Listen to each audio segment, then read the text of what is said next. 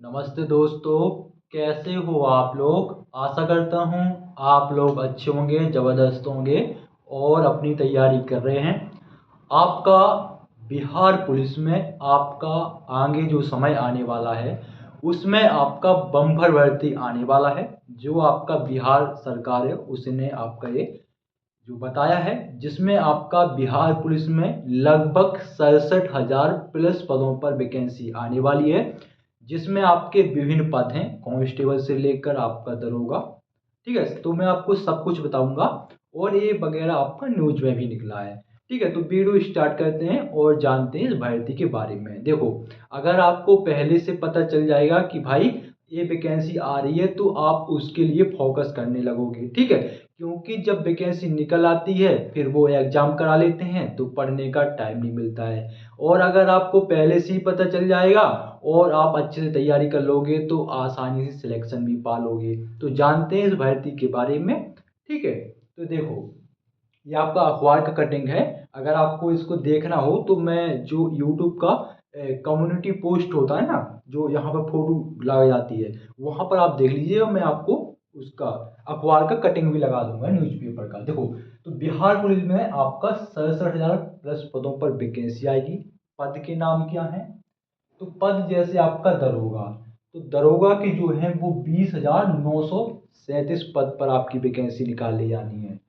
सिपाही, खाली सिपाही जीडी, उसके आपके 22,010 पद निकाले जाने हैं। अभी वर्तमान में 21,000 वाली चल रही है। ठीक है, फिर आपका ड्राइवर, ड्राइवर का आपका 5500 पद का आपका ये निकाला जाएगा।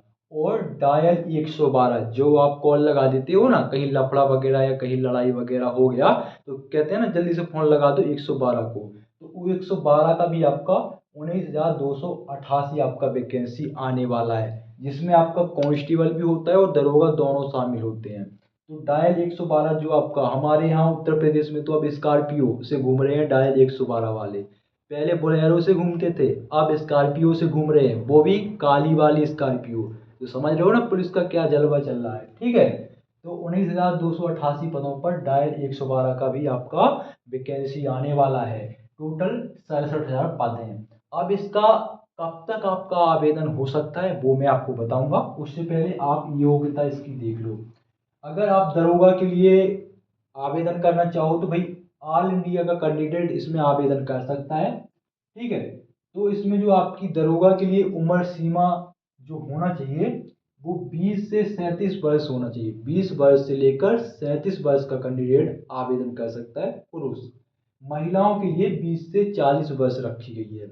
वहीं अगर रिजर्व कैटेगरी का है तो ओबीसी को 3 वर्ष की छूट और एससी एसटी को 5 वर्ष की इसमें छूट दी गई है। और जो आपका कांस्टेबल और आपका ड्राइवर, इसमें 18 से 25 साल आपको छूट मिलेगी। और रिजर्व कैटेगरी को अलग से इसमें छूट दी जाती है। ठीक है, योग्यता के बारे में बात करें तो दरोगा की वही योग्यता है, आपका स्नातक होना चाहिए, यानी आपका ग्रेजुएशन होना चाहिए। चाहे आपने बीए किया हो, चाहे बीएससी, चाहे बीकॉम, चाहे बीटेक, आपने स्नातक किया हो, बैचलर डिग्री आपके पास हो, आप इसमें आवेदन कर सकते हैं। अब देखो, पुलिस का वैकेंसी है तो इसमें फिजिकल भी होगा। तो फिजिकल के लिए जो आपका हाइट होना चाहिए, रनिंग रनिंग तो ठीक है, वो तो हो ही जाता है। ठीक है ना, पेपर निकला फिर रनिंग तो निकाल ही लेंगे। तो आपका जो हाइट होना चाहिए, क्योंकि हाइट ही नहीं होगा तो फिर डाल नहीं पाएंगे। तो आप अगर दरोगा के लिए अपना आवेदन करोगे तो भी 165 सेंटीमीटर है। और कांस्टेबल के लिए भी आपका 165 सेंटीमीटर भी है। तो देखो, जिस कैंडिडेट का हाइट कम है, जैसे अपना उत्तर प्रदेश में अभी वैकेंसी निकला था तो उसमें 168 मांगते हैं, लेकिन बिहार पुलिस में क्या है कि 165 मांगते हैं। और झारखंड पुलिस में 160 मांगते हैं। तो जिसका हाइट कम है थोड़ा बहुत तो बिहार में ट्राई कर सकता है, क्योंकि यूपी बिहार का तो अपना चलता ही रोला। क्योंकि कई लोग अपना, जैसे यूपी का वैकेंसी निकला था 60,000, तो बिहार वाले भी आए हैं।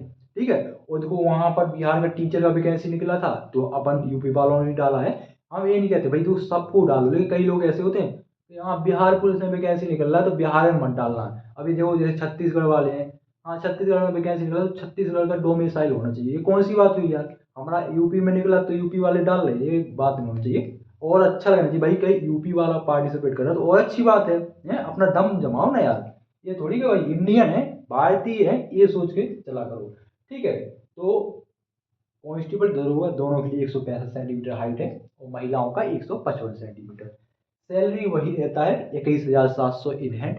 और आप अलाउंस जोड़ोगे जैसे TA DA HRA travel allowance हो गया, डीएनएस अलाउंस हो गया, हाउस रेंट अलाउंस हो गया, और भी महंगाई भत्ता और भी आपके रिस्क अलाउंस मिलते हैं।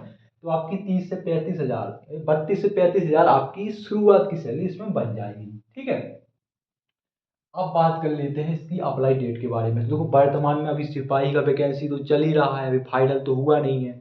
ठीक है, तो इसका 2025 में आपका ये नोटिफिकेशन आपको देखने को मिल सकता है। ठीक है, दरोगा तो अभी दरोगा का भी 2023 में निकला था, 1275 कुछ पदों पर निकला था।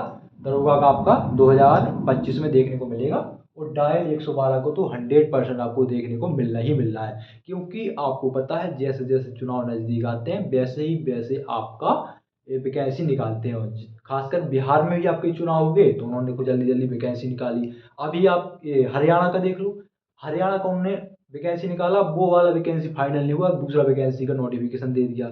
दूसरा वैकेंसी का नोटिफिकेशन आया, उनका फिजिकल पेपर सब हो गया और वो ट्रेनिंग पर भी चले गए, और आपका दूसरा मतलब 3-4 महीने के अंदर ही आपको पूरा वैकेंसी फाइनल करवा लिया और दूसरा वैकेंसी निकलवा दिया। क्यों?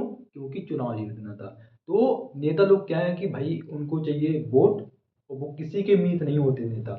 ठीक है, अपने बाप का नहीं होता, सीधा सा कहने का मतलब ये है। तो आपको पढ़ाई पर ध्यान देना है, क्योंकि ये मौके बार बार नहीं आते, उम्र भी बीत रही है और नेता लोग को इससे कोई मतलब नहीं। वो अपना नेता अपने घर चमकाएंगे। ठीक है, तो कुछ डाउट वगैरह हो तो पूछ लीजिएगा। और ये कोई झूठ बूठ का मैं आपको नहीं बता रहा हूँ, इस अखबार की कटिंग से ही बता रहा हूँ। ठीक है, और कुछ डाउट वगैरह हो तो पूछ लीजिएगा। जय हिंद।